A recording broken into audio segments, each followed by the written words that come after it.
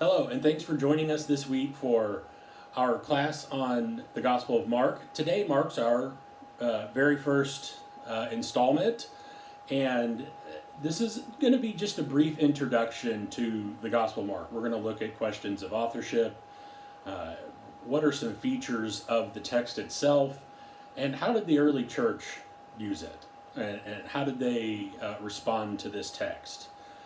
And so we have a few questions here, and the first one is, who is Mark?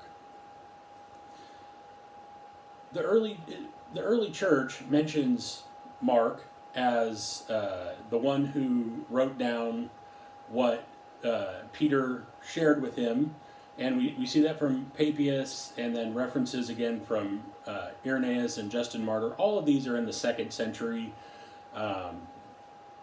100 years or more after, at various times, after Peter and the events of Mark.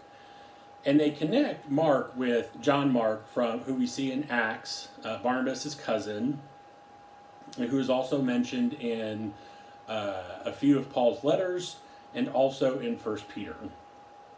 And along with making the connection of Mark to this gospel, some questions of date. So when was Mark written?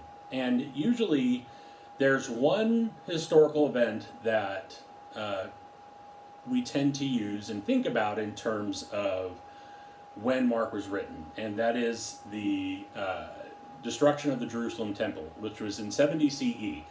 And Mark tends to be dated either just before that or just after it. And we'll get into why that is. We're not going to talk specifically today about whether a pre or post 70 date makes sense, but we will get into that a little bit later, as the temple plays a major role, especially as Jesus gets into Jerusalem. Jesus spends a lot of time in the temple and talks about the temple in ways that would have been very concerning, maybe, to many hearers of Jesus's teachings. And also the question of location. Where was it written? There's some suggestion from some of these, from those who mention Mark being the one who wrote down what Peter said. And we see Rome. Egypt is suggested as a possibility. And Antioch is also suggested as a possibility. All of these are plausible. We will not discuss this at any length, because it's hard to tell, and this leads to the question of who was Mark's audience? Who was Mark writing to? And what we do know is most likely a mix of Jews and Gentiles who were experiencing some form of maybe local persecution or some pressure, whether that was from the Roman Empire, or if we think about a post-70 date, with the destruction of the temple, possibly from Jews who might have been seen those who followed Jesus as being outside the Jewish people, or just having troubles with the idea that Jesus was the Messiah. And so that may not have been persecution, but just local pressure and just some of the struggles that may have been occurring between local groups there. And so we have, that leads us to, what are some features of the text?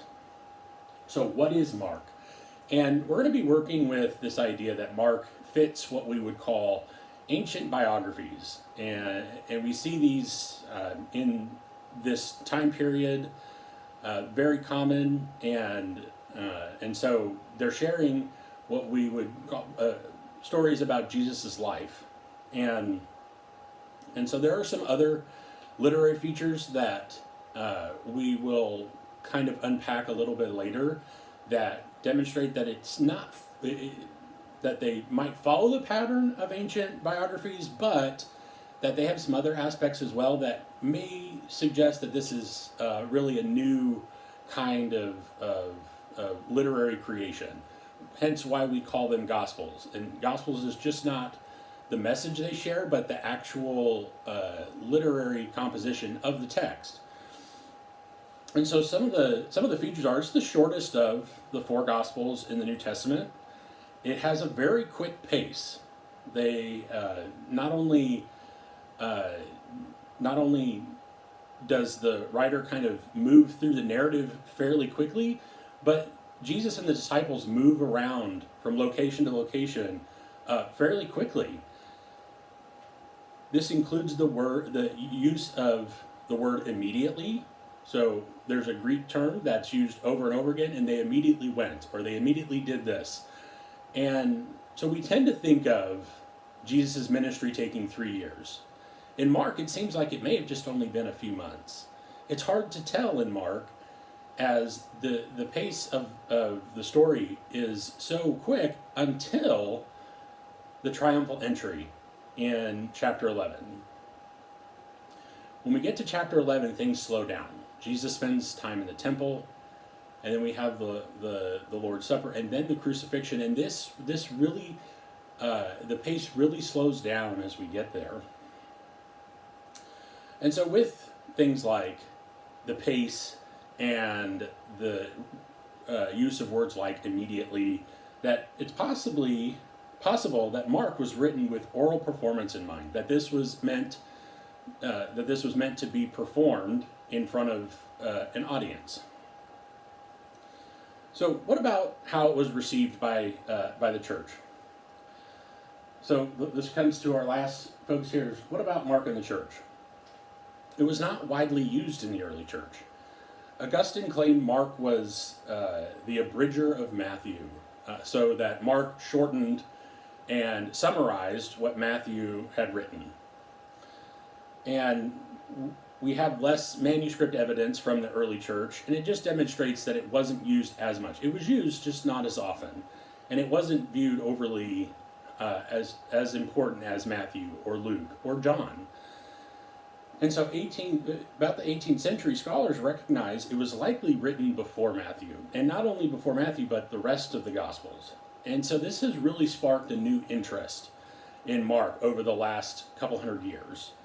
And for me, Mark is my favorite Gospel.